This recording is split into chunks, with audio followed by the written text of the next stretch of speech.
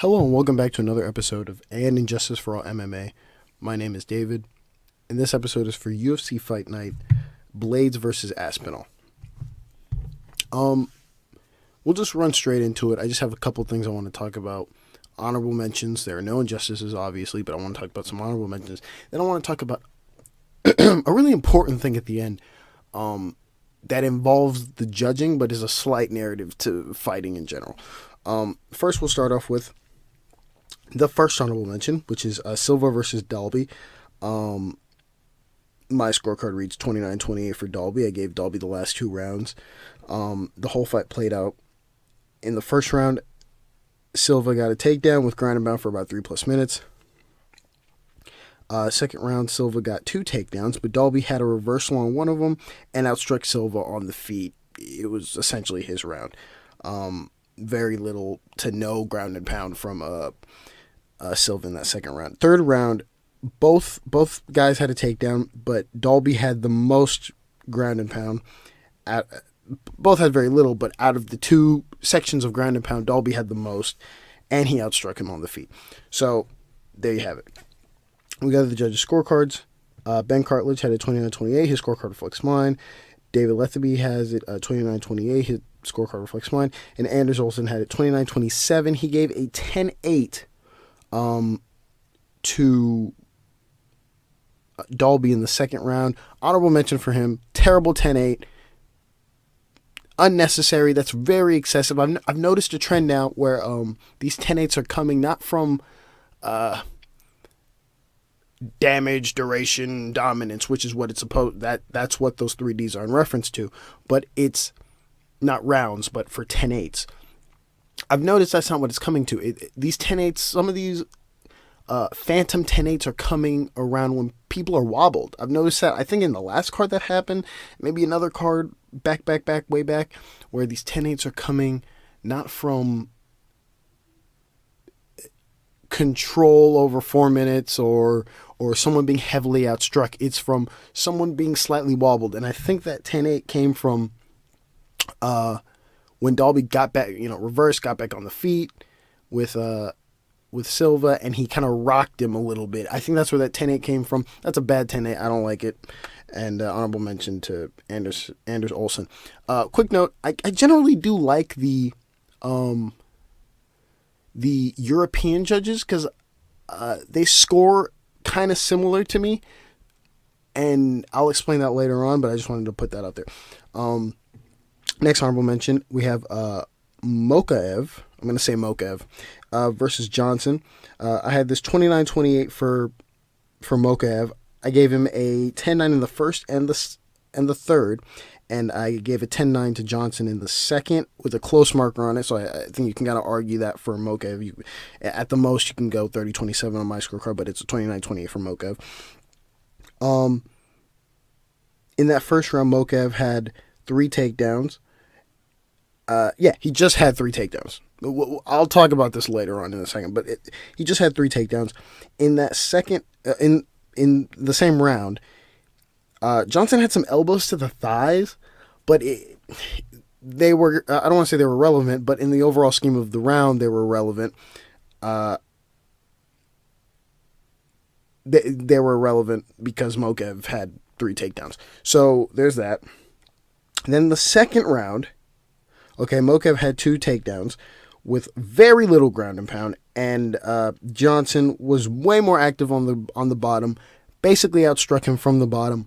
That is his round, in my opinion. I put a close marker there honestly because I think I just felt in my head the way everyone was just talking about that round, they gave it to Mokaev, and we'll explain in a second that they did. Third round, Mokaev had 4 takedowns, and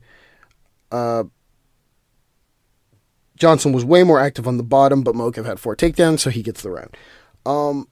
I'll talk about the narrative of this fight that I really don't like, but it pertains to scorecards, obviously. We go straight to the scorecards. David Letheby had it 30-27. Daryl Ransom had 30-27, and Clemens Warner had a 30-27. I just wanted to highlight that because I had the close marker on there. Next honorable mention. Next honorable mention is Wood versus Rosa. I had a 30-27 for Wood. Okay. In that very first round, Rosa had a takedown with a submission attempt, but that was at the very end of that first round. For most of the round, Wood had outstruck Rosa. In that second round, Wood outstruck Rosa again heavily. There, in between some of these rounds, there were some leg kicks that dropped Rosa a lot of times. But that was just that. And then in the third round, Rosa got a takedown again at the very end, but the entire round was Wood just outstriking Rosa. We got the judges' scorecards, where David Letheby had a 30-26. Dale Ransom had it 30-27, and Clemens Warner also had it. He had a 30-27. I don't like the 10-8 here. I understand that he was dropping him a lot with those leg kicks on his thigh, but I don't think that I don't think that gives a 10-8. I really don't think so. So honorable mention there for David Letheby and Daryl Ransom. I really don't like these 10-8s. I think some of these 10-8s are.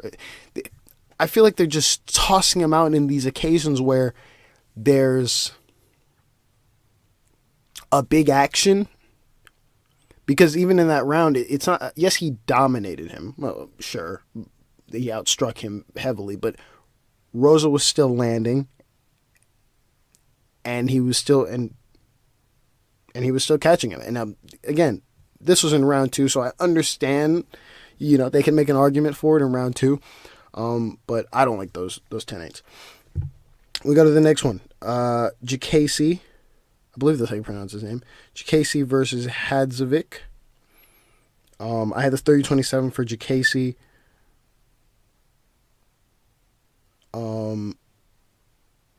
In the rounds, I will get to them if I can find them on my list. Right, Diakiese had 2 takedowns in the first round with ground and pound for about 4+ minutes. Usually, in that time span and the takedown with ground and pound, I usually give a 10-8. Problem is, wasn't enough 10-8. A lot of kind of holding, body, head, not enough action to where you give a 10-8 for that. Objectively speaking, you should not give a 10-8 for that. Second round, Diakiese had 3 takedowns with very little ground and pound for about 3+ minutes. Again, it's his round. Third round, 2 takedowns with ground and pound for 4+ minutes. He just kept hitting. Now, again, they weren't heavy shots, but he just kept going and going. I mean, essentially that whole round, he just kept going and going. I think you can actually argue a 10-8 in that third round for him. I didn't give 1, but you can argue that. We go to the judges' scorecards. Anders Olsen had a 30-27 for Diakiese. Vito Polio had a 30-26. He gave a 10-8 for Diakiese in the second, and then in the third round, and then Cesare Woj, I'm going to say Cesare Woj, had 30-26. He gave a 10-8 in the third. So I actually like Cesare's 10-8. I can fuck with that because that comes in the third. The 10-8 in the second, I don't fuck with, so honorable mention for Vito. Don't like that 10-8. I think it's... No. Diakiese he had very little ground and pound. He was on top of him. He just took him down 3 times. That's a nonsense 10-8 in my view. And we go to the last honorable mention. Okay. Last honorable mention, which is Hermansen versus Curtis. I didn't think I would see this scorecard. I didn't think I would see this these judges' scorecards, but I was surprised when I heard it. I had this 30-27 for Hermansen. This one is easy. First round, he outstruck Curtis. Second round, Hermansen outstruck Curtis. Third round, guess what he did? He outstruck Curtis. You look at the judges' scorecards, I was very surprised to see this. It was Daryl Ransom gave a 29-28 for Hermansen. He gave a 10-9 to Curtis in the last one. Same thing, his scorecard reflects Cesare.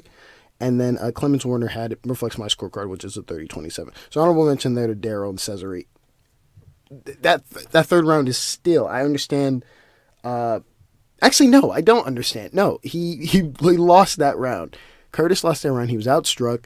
Boom. Honorable mention, that shouldn't have even been written on that scorecard. It's a 30-27 the whole way. I'm lost on what they were thinking there. Now to the most important thing of the whole card, honestly.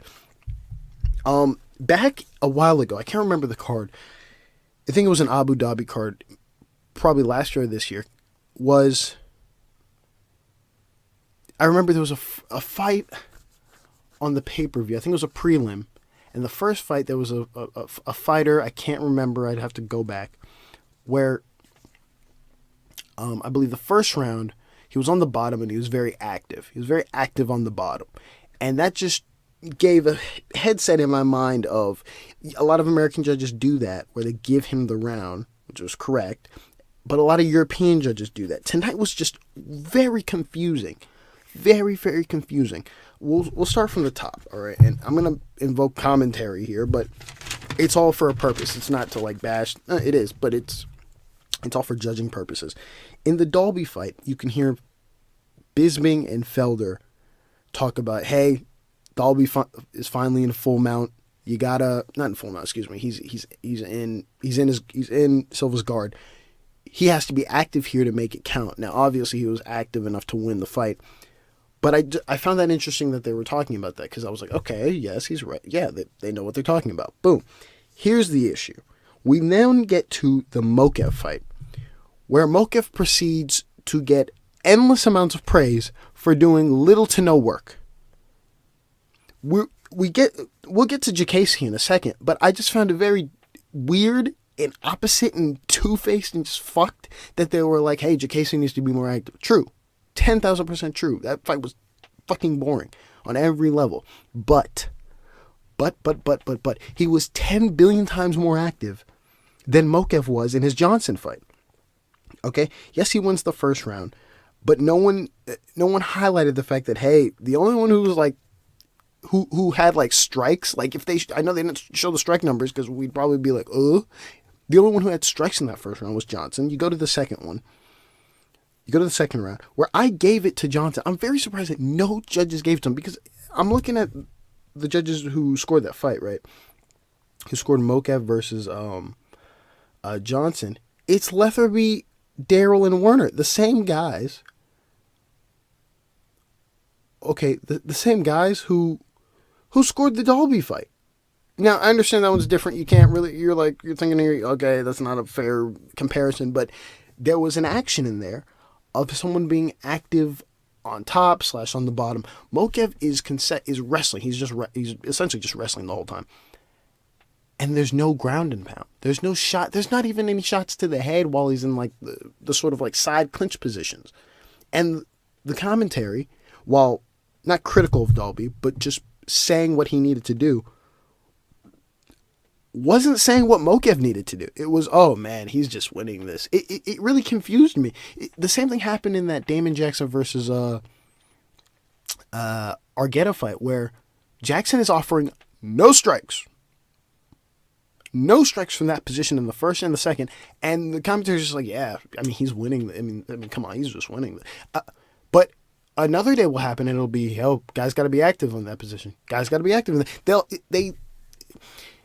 They'll talk about the Vieira in the middle of Vieira versus Holm, or not in the middle, at the very top of Vieira versus Holm. They'll say, hey, she was really disappointed because, hey, you just got to be active in those positions.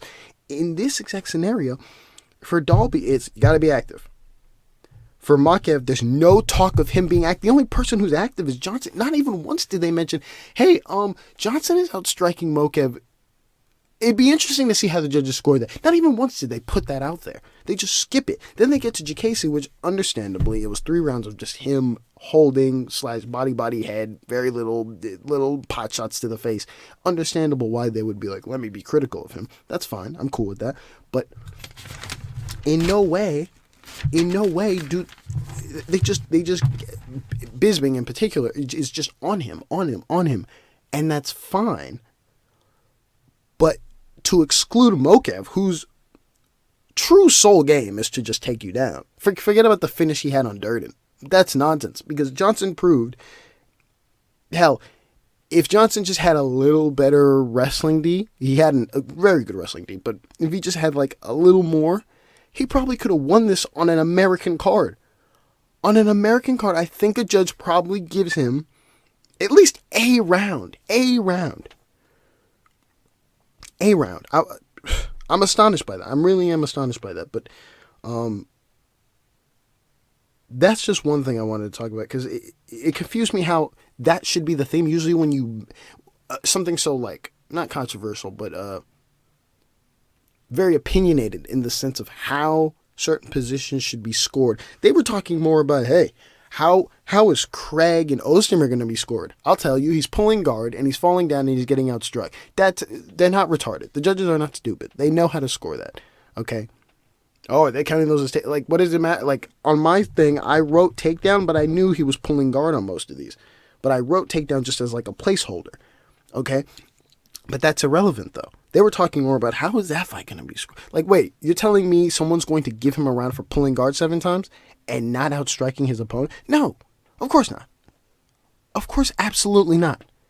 But they talked more about that than they even were like, hey, Mokaev, you got to be somewhat like, bro's not throwing strikes in 1 and 2 effectively. And I'm not talking about the knees he put to the side or whatever. No, I'm talking about like, Johnson came out there and outstruck him. I'm not saying he won the fight, but he won a round at least. That being the second.